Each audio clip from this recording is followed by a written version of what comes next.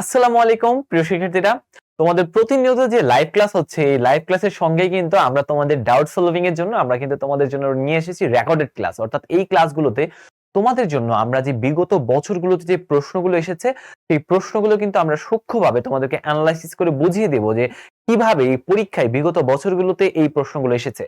অর্থাৎ বিগত বছরের প্রশ্নগুলো তোমরা যদি সুন্দরভাবে অ্যানালাইসিস করো তাহলে কিন্তু তোমরা পরীক্ষায় কিভাবে প্রশ্ন আসে সেই বিষয়গুলো কিন্তু ভালোভাবে জানতে পারবে এবং বুঝতে পারবে, এবং কি পড়বে বই থেকে সেগুলো তোমরা ভালোভাবে আইডিয়া নিয়ে পরীক্ষা একটা দুর্দান্ত ফলাফল অর্জন করতে পারবে।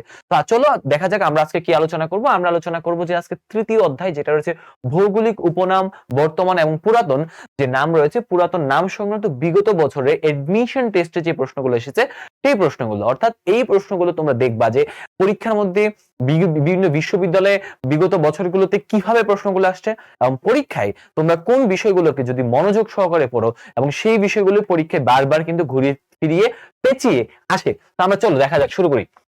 দেখো নোয়াখালীর পূর্ব নাম কি? তো তোমরা অনেকেই জানো নোয়াখালী আমরা বাংলাদেশ বিভাগ চাই, দেশ চাই, মহাদেশ চাই, মহাশূন্যে আমরা গ্রহ চাই, এরকম বলে অনেকে। সো নোয়াখালী একটা জেলা এবং এই নোয়াখালীর কিন্তু পূর্ব নাম কি সেটা নিয়ে কিন্তু বিগত বছরের পরীক্ষায় কিন্তু প্রশ্ন এসেছে। তো আমরা দেখি যে নোয়াখালীর পূর্ব নাম কি। নোয়াখালী একটা জেলা, আমরা জানি নোয়াখালী একটা জেলা চট্টগ্রাম বিভাগের। নোয়াখালীর পূর্ব নাম কি? পূর্ব নাম ছিল, তোমরা যদি জানো, যে পূর্বাশা, নাসিরাবাদ, সুজানগর, সুধারাম। তো এরকম করে কিন্তু পরীক্ষা আসে যে নোয়াখালীর পূর্ব নাম কি, ঢাকার পূর্ব নাম কি, এটার পূর্ব নাম কি, ওটার পূর্ব নাম কি। তো দেখো সুধারাম, যেমন ঢাকার পূর্ব নাম ছিল জাহাঙ্গীরনগর, চট্টগ্রামের পূর্ব নাম তিনটা ছিল, ইসলামাবাদ, পোর্টো গ্রান্ডে, শাতিলগঞ্জ, তারপর হচ্ছে খুলনার জাহানাবাদ, বরিশালের চন্দ্রদ্বীপ, বাকলা, সিলেটের শ্রীহট্ট বা জালালাবাদ, ময়নামতির রোহিতগিরি, রাজবাড়ির নাম ছিল গোয়ালন্দ, দিনাজপুরের নাম ছিল গন্ডোয়ানাল্যান্ড। সো এই হচ্ছে এই বিষয়গুলো জানতে হবে। তারপর হচ্ছে বাগেরহাটের খলিফাতাবাদ, ময়মনসিংহের নাসিরাবাদ, নোয়াখালী সুধারাম বা বুলুয়া বলায়, মহাস্থানগড়, এটা হচ্ছে এটার প্রশ্ন। সো এইগুলা কিন্তু আমরা আলোচনা করেছি আমাদের ক্লাসে। তো মহাস্থান, তোমাদের এই যে ডিটেইলসে কোন জেলার নাম কেন কিভাবে হয়েছে আমরা কিন্তু লাইভ ক্লাসে আলোচনা করেছি যে এই জেলাগুলোর নাম কেন, নোয়াখালীর নাম কেন সুধারাম, ঢাকার নাম কেন হচ্ছে তোমার জাহাঙ্গীরনগর, এবং হচ্ছে তোমার যে চট্টগ্রামের নাম কেন পোর্টো গ্রান্ডে, তারপর হচ্ছে ময়মনসিংহের নাম কেন নাসিরাবাদ, এগুলো কিন্তু আমরা আলোচনা করেছি। মহাস্থানগড়ের নাম হচ্ছে পুনর্বর্ধন, কুমিল্লা ছিল ত্রিপুরা, কেন ত্রিপুরা এটা আলোচনা করা হয়েছে। ফেনী শমশেরনগর, সোনারগাঁও হচ্ছে সুবর্ণগ্রাম, ফরিদপুর হচ্ছে ফতেহাবাদ। এগুলো কিন্তু আমরা আলোচনা করেছি। তো আমরা এখন দেখবো যে পরীক্ষায় কিভাবে প্রশ্নগুলো আসে। তারপর দেখো, প্রথম হচ্ছে চট্টগ্রামের পূর্বতন বা পুরাতন নাম কি? চট্টগ্রামের পূর্বতন নাম অনেকগুলো ছিল। জালালাবাদ তো সিলেটের নাম ছিল, তোমরা জানো, এটা হবে না।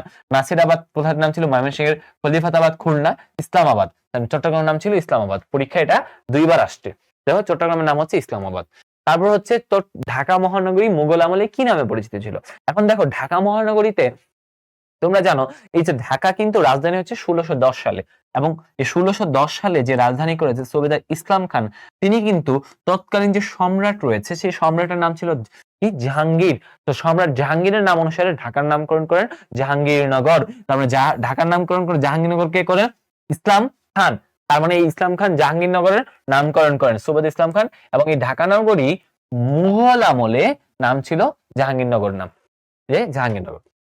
তারপরে বাংলাদেশের কোন জেলার পূর্ব নাম ছিল চন্দ্রদ্বীপ? দেখো এই যে দেখো কতগুলা বিশ্ববিদ্যালয়ে এই প্রশ্নটা আসছে, দেখছো এই যে কোন জেলার নাম ছিল চন্দ্রদ্বীপ। তো এই যে আমরা যদি দেখি ঢাকার, এই যে আমরা যদি ঢাকা দেখছি, আমরা এখন দেখবো মালদ্বীপ। মালদ্বীপ তো হবেই না, মালদ্বীপ তো একটা দেশ। সন্দ্বীপ না, বরিশাল, হাতিয়া। তো আমরা দেখি বরিশাল, এই বরিশাল জেলাটার নাম অনেকগুলো ছিল। চন্দ্রদ্বীপ ছিল, চন্দ্রদ্বীপ ছিল, চন্দ্রদ্বীপ ছিল একটা সময়। তারপরে বাকেরগঞ্জ ছিল একটা সময়, বাকেরগঞ্জ। তারপরে বাকলাও ছিল, বাকেরগঞ্জ, তারপর হচ্ছে বাকলা। এরকম অনেকগুলো নাম ছিল বরিশালের। তো তোমরা বরিশালে যারা মনু আছো হেয়া কিন্তু বোঝো যে এখানে এই চন্দ্রদ্বীপ ছিল তোমাদের পূর্ব নাম, বুঝছো?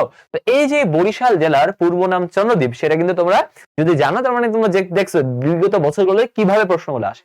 তারপরে দেখো সিলেটের প্রাচীন নাম কি ছিল? সিলেট জানো তোমরা হচ্ছে হযরত শাহজালাল আলাইহিস সালাম সেখানে এসেছিলেন, এবং এখানে একটা হিন্দু রাজার সাথে তার যুদ্ধ হয়েছিল। সো এই যে সিলেটের যে প্রাচীন নাম, সিলেটের প্রাচীন নাম হযরত শাহজালালের নাম অনুসারে তার নাম কি ছিল? জালালাবাদ।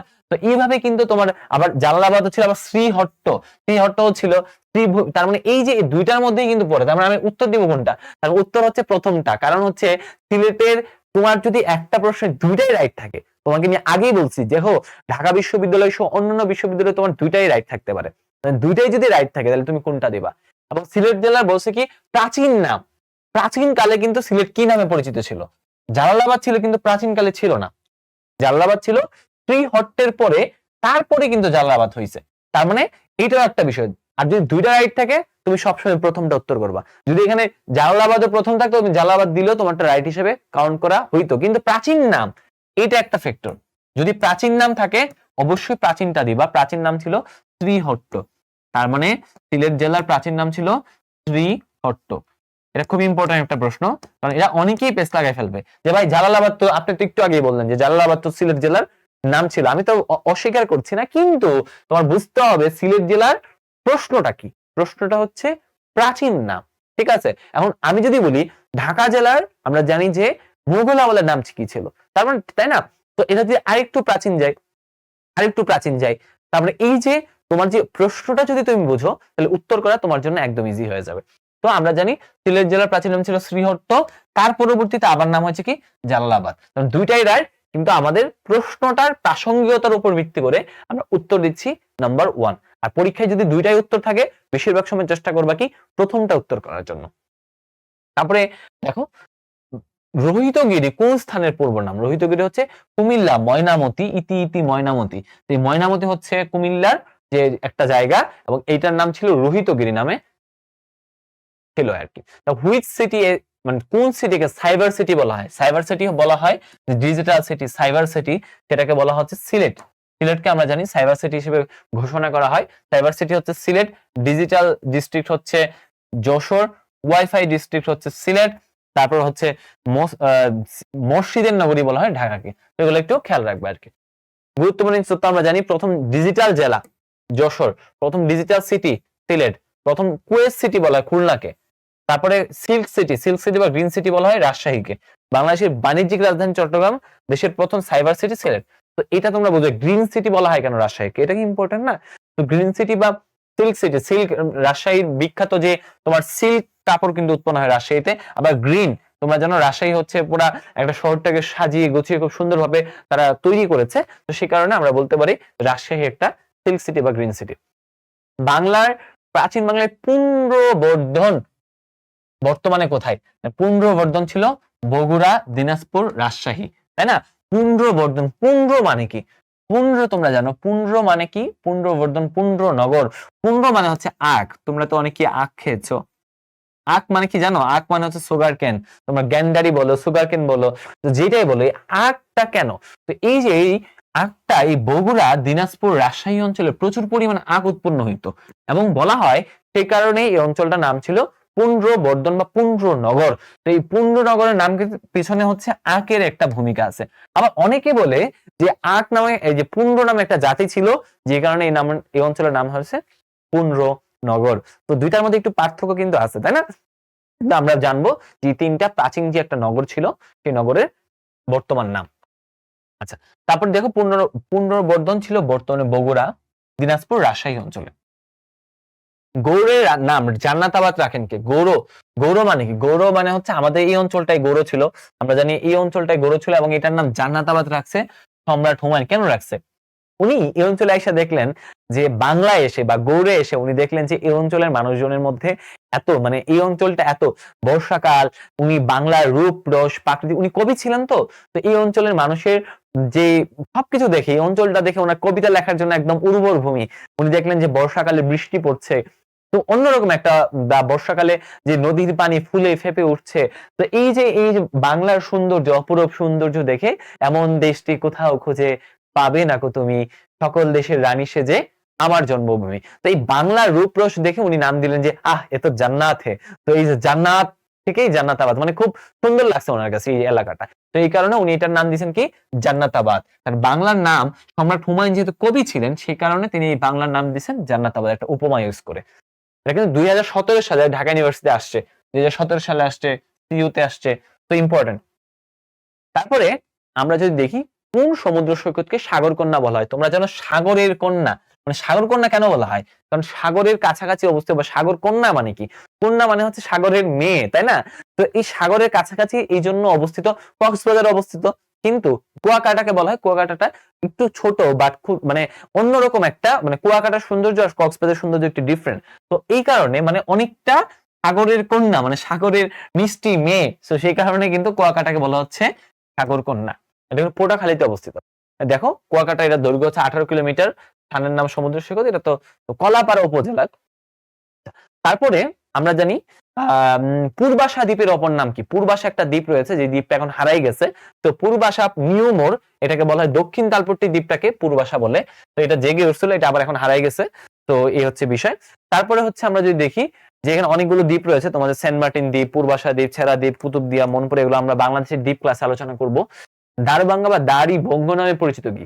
বিহারের একটা জায়গা আছে ত্রিহুত, এই ত্রিহুত জায়গাটা দিয়ে বাংলার প্রবেশদ্বার বলা হয়, এই জন্য দাড়ি বঙ্গ বলা হয় ত্রিহুতকে।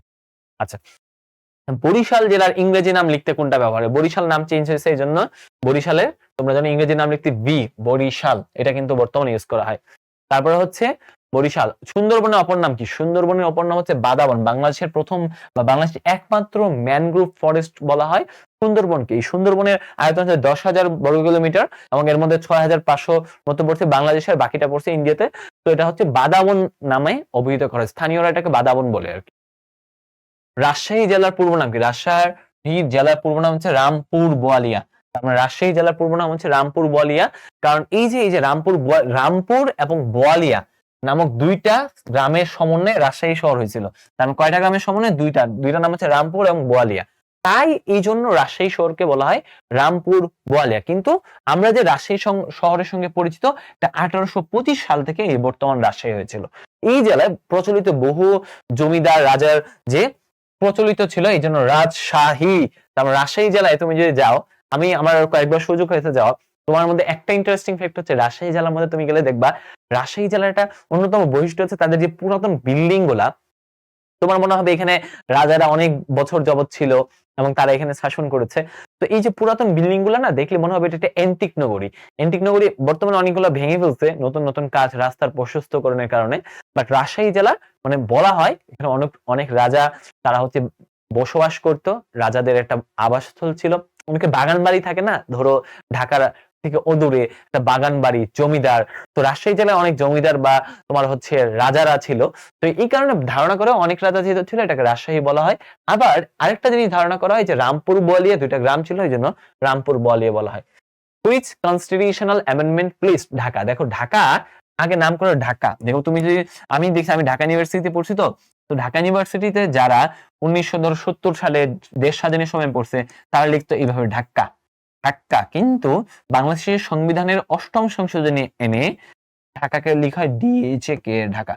বর্তমানে আমরা যে এটা লিখি, তোমরা দেখবে পুরাতন পুরাতন যে সার্টিফিকেট গুলো আছে, তোমরা যদি কেউ যদি দেখে থাকো, বাংলাদেশের দুষ্প্রাপ্যদের ছবি একটা গ্রুপ আছে, ওইখানে অনেকে সার্টিফিকেটের ছবি দেয়, ওইখানে দেখবো যে ঢাকার নামটা লিখে এইভাবে ইউনিভার্সিটি অফ ঢাকা। কিন্তু আসলে উচ্চারণ বর্তমানে 1988 সালে বা 88 সালে এটা কিন্তু চেঞ্জ করে 8ম যে অ্যামেন্ডমেন্টের মাধ্যমে সেটা হচ্ছে তোমার ঢাকা নামকরণ করা হয়। আচ্ছা, তবে দেখো এটা আমরা এখানে লেখা হয়েছে। তো লালবাগ কেল্লার আদি নাম কি? দেখো লালবাগ কেল্লাটা না, এটা একটা দুর্গ ছিল।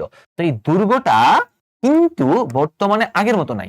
কেন নাই? কারণ প্রথমত এটার যে তোমরা জানো শাহজাদা আজম, উনি এটা নির্মাণ করেন। কিন্তু নির্মাণ করার আগে ওই সময়ে উনি আওরঙ্গজেবের পুত্র ছিলেন। তো সেক্ষেত্রে তাকে কিন্তু দিল্লিতে ডাকা হয় এবং তিনি এই কাজটা অসম্পূর্ণ রেখে তিনি কিন্তু চলে যান। তারপরে শায়েস্তা খান আসেন, এসে এটার নাম তিনি হচ্ছে চেঞ্জ করেন, তিনি হচ্ছে এটা পূর্ণাঙ্গ করার চেষ্টা করেন। কিন্তু তার মাঝেই তার মেয়ে পরিবেবী মারা যায়, যার ফলে কিন্তু এই যে কাজটা অসম্পূর্ণ। তোমরা যদি লালবাগ কেল্লায় কখনো গিয়ে থাকো, তাহলে দেখবা যে লালবাগ কেল্লাটা এখনো অসম্পূর্ণ একটা দুর্গ। কারণ এইখানে কিন্তু শাহজাদা আজম থেকে ধরে যারা যারা কাজ করেছে, সেই কাজটা কিন্তু অসম্পূর্ণ রয়েছে। যেহেতু শাহজাদা আজম সময় তখন তিনি কাজটা শুরু করেছেন, সেই কারণে এটা হচ্ছে যে আওরঙ্গজেবের তিনি পুত্র ছিলেন, তাই এটাকে বলা আওরঙ্গাবাদ দুর্গ বা আওরঙ্গাবাদ দুর্গ। তার মানে পরীক্ষায় যদি প্রশ্ন হচ্ছে লালবাগ কেল্লার আদি নাম কি, সেটা হবে আওরঙ্গাবাদ দুর্গ। আচ্ছা, তারপর হচ্ছে আমরা যদি দেখি মহাস্থানগড়ের পূর্ব নাম কি? তোমরা জানো মহাস্থানগড়ের পূর্ব নাম হচ্ছে পুন্ড্রবর্ধন। মহাস্থানগড়ের পূর্ব নাম কি? পুন্ড্রবর্ধন। একটু আগে বলেছি কেন পুন্ড্রবর্ধন। আচ্ছা, ময়নামতির পূর্ব নাম কি? ময়নামতির পূর্ব নাম হচ্ছে রোহিতগিরি। এটা আমরা রিপিট হয়েছে প্রশ্নটা।